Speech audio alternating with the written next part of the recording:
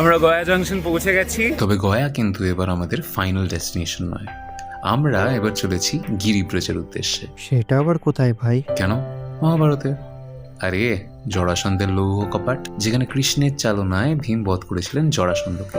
ও, রাজগীর আর নালন্দা পাবাপুরি। ওনারা দুজন তো থাকবেনই, বাট উইথ আ টুইস্ট, এবং এই ভিডিও ঠিক পরের ভিডিওতে। বাহ, তাহলে তো জমে ক্ষীর। একদম। তাহলে চল তোকে এবং আপনাদের সকলকে স্বাগত জানাই গল্পপদী অভিযাত্রিকের দ্বিতীয় জনিতে। গন্তব্য এবার বিহারের রাজগীর। রেডি তো? আজ 2 জানুয়ারি 2026, আর এখন বাজে রাত 11:05। আর আমি পৌঁছে গেছি হাওড়া আর একটা নতুন গন্তব্যের উদ্দেশ্যে। আর এইবার আমার যাত্রার সাথী পরিচয় করাচ্ছি। এটা হলো লাল, আমার ছোট মামা। আর ওই যে এন্ড দ্য ট্যুর বললো, ওটা হলো আমার মামার একটা মজা। এখনো আমাদের ট্রেন দেয়নি। ছোটবেলা থেকেই আমায় ঘুরতে গিয়ে খেপানোর জন্য এই করে।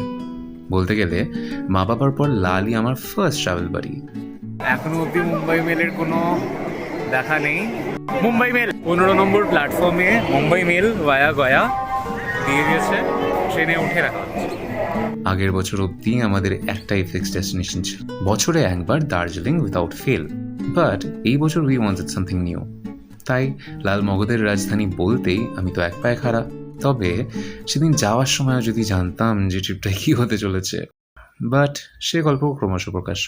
এই গেল করেছে।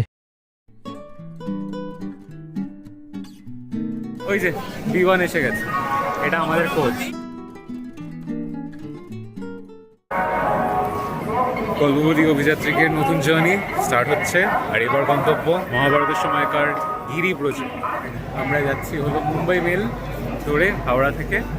আর কালকে সকালবেলা এটা পৌঁছানোর কথা 6টা আই থিঙ্ক 50 নাগাদ। আর এটা এখন ছাড়বে 11:40। এখন অলরেডি 11:30 বেজে গেছে। এবার আস্তে আস্তে ট্রেনে উঠে পড়বো আর এই জার্নিটা শুরু হোক। আর প্লিজ জার্নির এন্ড অব্দি থাকবেন। আই থিঙ্ক 3টে ভিডিও আসবে।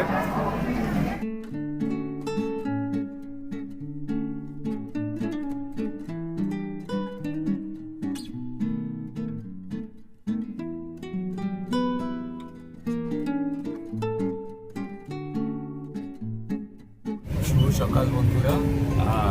আজকে বাজে 6:36। আমরা কিছুক্ষণ এই আধ ঘন্টা আগে কোডারমা ক্রস করেছি। আর এখন ওই 13টা না 14টা নন স্টপ স্টেশন আছে। বাইরে মারাত্মক কুয়াশা, খুব ঠান্ডা। বিহারে আমরা ঢুকে পড়েছি। আর বাস এবার একবারে ট্রেন থামবে গয়াতে, যেখানে আমরা নামবো। ওখান থেকে আমাদের বাস ধরে আমরা যাবো রাজগীর।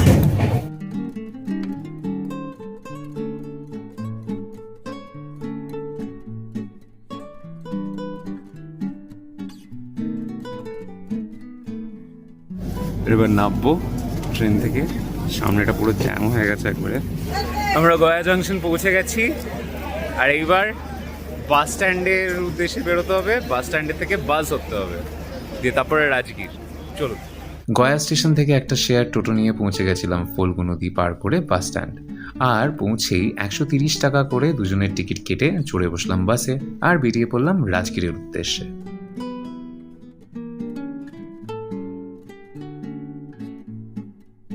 রাজগীর ঢুকতেই দেখেছিলাম সেই সাইক্লোপিয়ান ওয়াল, যা মহাভারতের যুগে মগধরাজ জরাসন্ধের দুর্ভেদ্য প্রাচীর ছিল। তবে আফসোস যে সামনে থেকে দেখতে বা আপনাদের দেখাতে পারলাম না এবার। বাট কেন, হলোটা কি? ফ্লোটা নষ্ট করিস না, সব বলবো।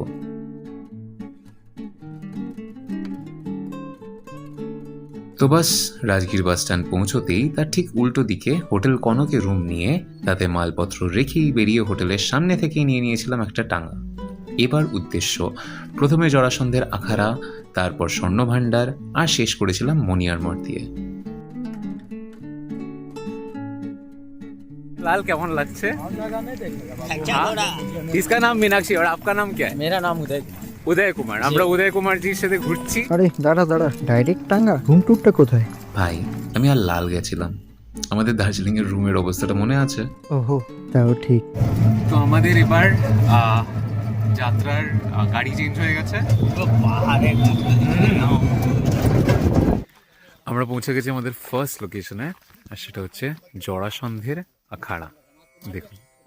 মহাভারতের সভাপর্ব অনুযায়ী শ্রীকৃষ্ণ ভীম আর অর্জুনকে গিরিব্রজে নিয়ে এসে জরাসন্ধকে মল্লযুদ্ধের আহ্বান জানিয়েছিলেন।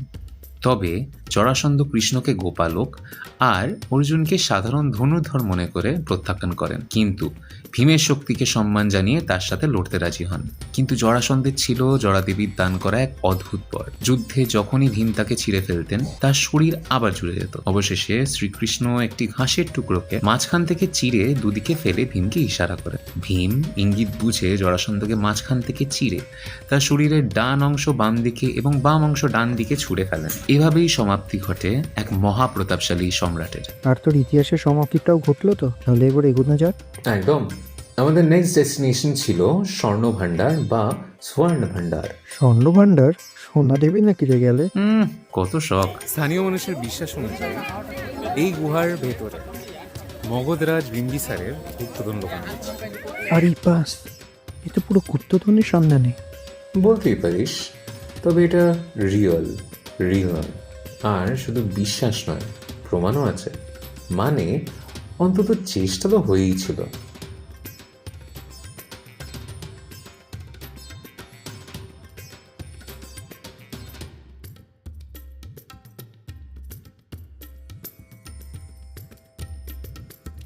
গোয়ার দেয়ালে এই কালো দাগটা দেখছেন? শোনা যায় ইংরেজরা নাকি কামান দেগেও এই পাথরের দরজা ভাঙতে পারেনি। আর এই যে দরজার পাশে অদ্ভুত সব লেখা দেখছেন, একে বলে শঙ্খলিপি বা শেল স্ক্রিপ্ট। লোককথা বলে এই লিপির পাঠোদ্ধার করতে পারলেই নাকি চিচিং ফাঁকের মতো খুলে যাবে বিম্বিসারের গুপ্তধনের দরজা। তাহলে আর দেরি কিসের, পড়ে ফেল না ভাই, বড় লোক হয়ে যাব। পড়তে পারলে কি আমি আর এই রোদে পুড়ে ব্লগ বানাই? আজ অবধি বড় বড় আর্কিওলজিস্টরাই এর মানে উদ্ধার করতে পারলেন না, আর আমি তো কোন ছাড়। তবে আসল সত্যটা হলো, এখানকারই একটা গুপ্ত লিপি বলছে এই গুহাগুলো আসলে জৈন মুনি বৈরদেব বানিয়েছিলেন তপস্বীদের থাকার জন্য। গুপ্তধন থাক বা না থাক, ইতিহাসের এই রোমাঞ্চটাই বা কম কিসের। স্বর্ণভাণ্ডারের রহস্য পেছনে ফেলে আমরা এগিয়ে গেলাম আমাদের সেদিনের শেষ গন্তব্যের দিকে, মণিয়ার মঠ।